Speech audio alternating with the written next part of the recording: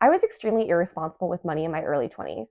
I lived paycheck to paycheck, I racked up credit card debt, and I partook in some serious lifestyle creep. Today, I want to talk about how I got my financial life together in my 20s and provide some tips on how you can do the same. Before I even get into the conversation, I want to start by saying if you're struggling financially, I do not want you to feel ashamed. A lot of this stuff is not as common sense as one might think, especially when considering the fact that we live in a society that is literally designed for you to spend, and to put everything on credit cards. It is not your fault if you are currently in a situation where you have credit card debt, where you're spending irresponsibly, where you're impulse shopping and buying whatever strikes your fancy. That is literally genius marketing that is designed to make you want to buy everything in sight. According to the Pew Research Center, only 54% of Americans claim that they know a fair amount about their finances, which means the other 46% do not know a fair amount about their finances. Also, fair amount, not a lot. And according to Bankrate, around half of Americans carry credit card debt, and a quarter think that they will never be able to pay it off, which are some astounding statistics. So if you are in this camp, know that you are not alone. Credit card debt has been normalized in our society. I would even go as far to say encouraged, especially with the rise in buy now, pay later apps like Klarna and Affirm, where you can pay off a simple t-shirt over the course of 5 payments. They make it way too easy to accrue more debt. I actually grew up in a very financially literate household where my parents would literally drive around town listening to Dave Ramsey and Susie Orman. If you're not familiar, these are both financial, at the time, like radio hosts. Like they had radio shows where people would call in with their financial troubles and they would give them advice. More so actually just scream at them. But my parents also had budget meetings every week and they would literally get so excited. Like I remember my mom being like, "Oh, it's budget time." And they would sit down at their spreadsheet and like have so much fun reflecting on the past week and planning for the next one. It's actually hilarious. They even did a cash envelope system for a long time where they literally had envelopes in our kitchen drawer that were like groceries. I remember one was called Blow Money, which is so funny. Did they think about that? Did they think about that? It was called Blow Money, and that was just money that they could spend on whatever they want. And my dad had his Blow Money, and my mom had her Blow Money. And I thought that was really a great idea. And I actually have adopted the same for me and my husband now, although I call it Fun Money, not Blow Money. The point is, I grew up in a household where financial literacy was talked about often, and it still went in one ear, out the other. Most people don't even have what I had, so you can't be too hard on yourself if you are in a situation where you're revolving credit card debt, or if you have an impulse spending problem, or if you have no savings. Please don't shame yourself. Society is designed in such a way to make it really hard for you to get ahead in your finances. And starting from a place of shame isn't going to be very helpful in turning your financial life around. Now let's get into my story, because it's a good one. So there's a few core mistakes that I made in my early 20s when I was first managing my money. And the first mistake was I never built the muscle of saving. When I first graduated from college, I was making $40,000 a year at my corporate job. That salary did not go very far in Boston, so I will admit saving would have been hypothetically very challenging for anyone. However, I do recall my expenses at the time, and all of my living expenses, like my rent, my cable, my internet, well, we didn't have cable, but internet, heat, all that stuff was pretty much about like 50 to 60% of my income. So the other 40% was literally just getting blown on frivolous shit. Like I didn't have any dependents at the time. I didn't have any partner that I was spending on as well. Like it was just me, little old me. I did not save a single dime for that first year out of college. I instead opted to buy lunch every day at work, which was always Sweetgreen. I would buy 2 takeout coffees a day. I still remember this. I would get one while on the way into work, even though I also made coffee at home, and I would get another one in the afternoon. So like way over caffeinated and also overspending. I would go shopping for new outfits pretty much every Thursday night before the weekend struck. I would stop by Primark or Forever 21 on my way home from work, and I would get some new little outfit that I would wear out for my 3 nights of bars every weekend, which was also a really expensive habit to have. So yeah, I wasn't even trying to save money.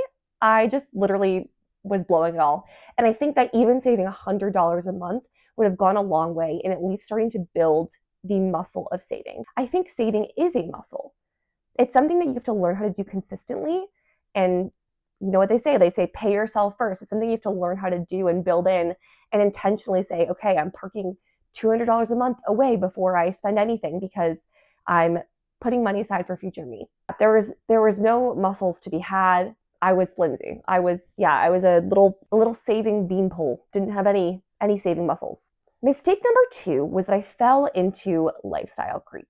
So fast forward 1 year of this behavior, and I had nothing saved. Aside from some change in my 401k. So whatever I was contributing to that at the time was there, but obviously that's not something that you really can ever touch until retirement. So I had nothing saved, and I, at the time, was about to get my first promotion at work. So I was going from making $40,000 a year to $52,000 a year, which is a sizable increase. Proportionally, that is like more than a 25% increase, which is amazing. And $12,000 is $12,000. But did I take this opportunity to finally start saving money? No, of course not. Instead, the first thing that I did with my extra $12,000, which is probably about $8,000 once you factor in taxes throughout the year, is I went to Equinox and I got a membership. Yeah, we all know how expensive Equinox is. That was my first decision after getting a promotion.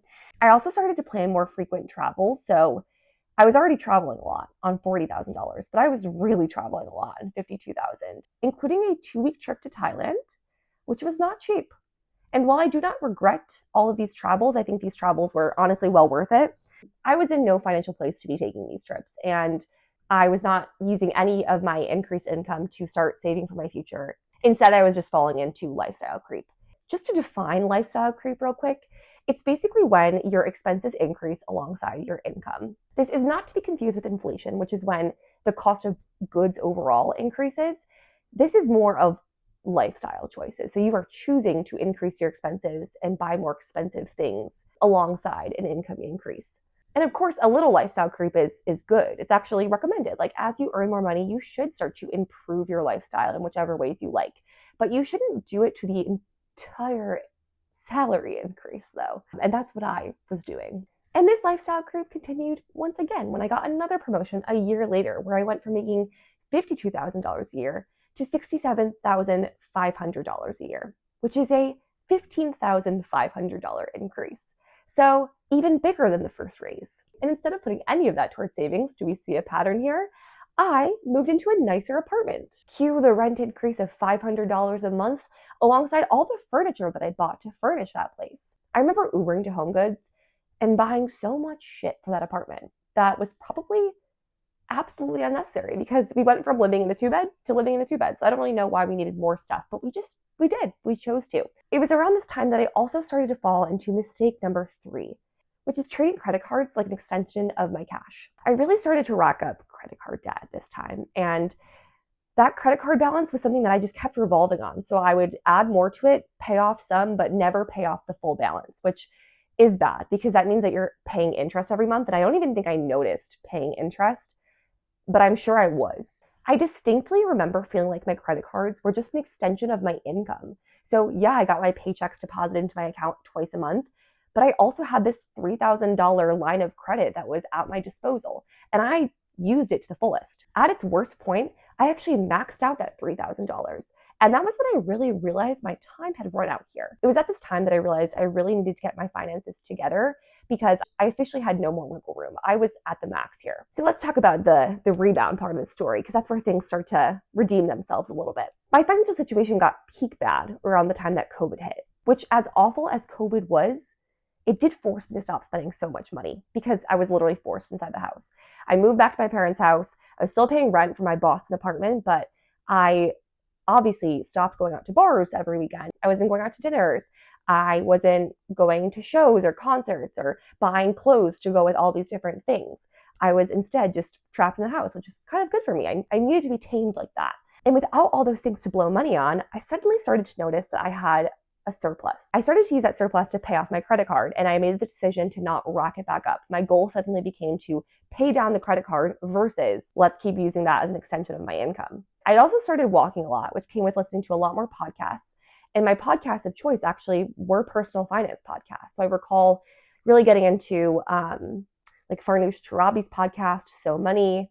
I'm pretty sure I was either like watching Tori Dunlap on TikTok or listening to her podcast. I started to listen and read personal finance content, and that started to get the wheels turning. Slowly but surely, it became more exciting to put my money towards paying down my debt than to spend it on more items. At first, my focus was really all about just paying down that credit card debt and getting that off of my hands, as well as cutting out useless spending, which I was doing a lot of pre-pandemic. But by later that year, when I moved into a 1-bedroom apartment back in Cambridge, Massachusetts, I started to hear about this concept of financial independence. And suddenly, saving and building wealth became very exciting to me, not just the debt pay down, but I started to be intrigued by the actual idea of accumulating assets, because suddenly I realized that saving and investing was not a chore. It was actually buying back my future freedom. I used to have this mentality of just like, I'll keep earning more forever. I'll just keep earning more and more. But there's like obviously a limit to that.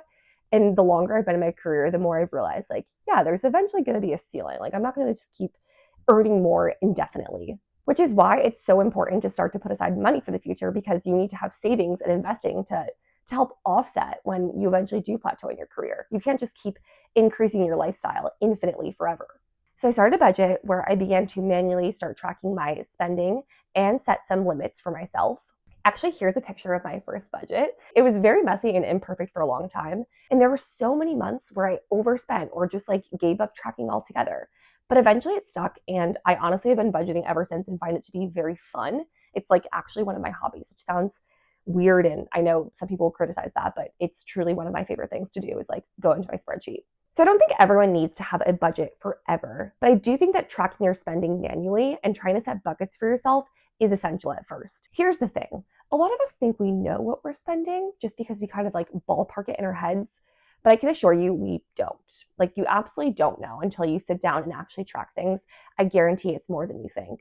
You really need to get acquainted with those numbers in order to feel comfortable not tracking everything manually in the future. I think you could do this for like maybe 3 to 5 months, get very comfortable with how much you're spending, start to like notice what your spending limits need to be. Like for me at the time, I think my spending limit for groceries was around $400. So it's like after a few months, does 400 feel right still? Does that need to be decreased or increased? Same with other categories. But once you have comfort with that and you're very aware of your financial spending habits, I think that you can move on to using like more of an app style budget tracker like YNAB or Empower. I think those are things that you can turn to later. There's still some manual effort required because you have to sometimes like recategorize the expenses. I know my rent checks in those apps go to like shopping or something, and I'm like, that's not shopping, it's my housing. Rude. So anyways, you have to do some of that manual labor. But point is, I think that you can find a method that works for you, but I do think that everyone should start with some sort of manual tracking method to get comfortable. So it was during this time of starting to actually track my spending that I started to really notice all the fat that I could trim. I cut way back on ordering takeout. I swapped shopping at Whole Foods for shopping at Market Basket, which is a local discount grocery retailer. I started taking the train everywhere and stopped Ubering so much. I stopped buying Sephora products and instead started buying like store brand or like drugstore brand skincare and makeup products. I stopped buying so many clothes. Like I just made all these shifts that honestly weren't that big of a deal to me. But like when I was consciously aware of the decision, I was like, oh yeah, I don't need to spend so much money on skincare. Like I don't care that much. And this actually goes back to a video that I recorded recently all about values-based spending. So you should go check that out to learn more about this concept of aligning your spending to your values and what you actually care about. I think in the early process of cleaning up your finances, you do have to make sacrifices to get ahead. You have to make budget cuts to find margin that you can put back towards paying off debt or saving for the future. If I hadn't done this step, I don't think I would have had so much financial success in the years to come. So after I finished paying down debt, I started to put the extra money towards an emergency fund, which is basically just a savings account where you keep 3 to 6 months of expenses put away in case you lose your job or in case like a true emergency happens, like there's a hospital bill or your car breaks down. Having this money just gives you peace of mind at night and allows you to sleep comfortably knowing that you have that money set aside. So that was my first step. But then after that, I was really able to focus on the fun part of personal finance, which is wealth building. I opened 2 accounts. I opened a Roth IRA and an after-tax brokerage account. To define both of these, a Roth IRA is an individual retirement account that's all yours and you put post-tax money into it. So a 401k or a 403b or another type of retirement account through your employer is typically with pre-tax dollars, which means that they put the money in the account before taxes get paid and you pay taxes at retirement. For a Roth IRA, you pay with money that you've already been taxed on. So you can contribute this, and then in the future, you can withdraw it tax-free because you've already paid taxes on it, which is awesome. So I started contributing to a Roth IRA, and I also started putting money into a after-tax brokerage account, which is just basically an investment account that I can touch whenever I want. Within both of these accounts, I invested in index funds. An index fund is a mutual fund or exchange-traded fund that aims to mirror the performance of a specific market index. So in my case, I invested in an index fund called BT Sachs. So basically that account models the total stock market index. And these types of accounts, index funds, are extremely safe because they're modeling what the entire stock market is doing. It's lower risk than owning one individual stock because you have a little bit of every stock instead. It's the whole not putting all your eggs in one basket kind of thing. Investing aggressively for several years in my 20s is what really set me ahead for the rest of my life. It helped me go beyond achieving financial security to achieving financial wealth. And this was made more powerful through several income increases that eventually had me almost 4xing my salary from when I first started working. So unlike the previous raises, I actually used these raises to invest and save more for my future versus lifestyle creeping too hard. I still lifestyle creep a little bit, but I have honestly kept most things pretty similar to what I was doing 5 years ago. Creating that margin has really what's been able to set me ahead. And honestly, the more you can front load in your 20s, the better off you'll be because of this great little thing called compound interest. You may have heard the term.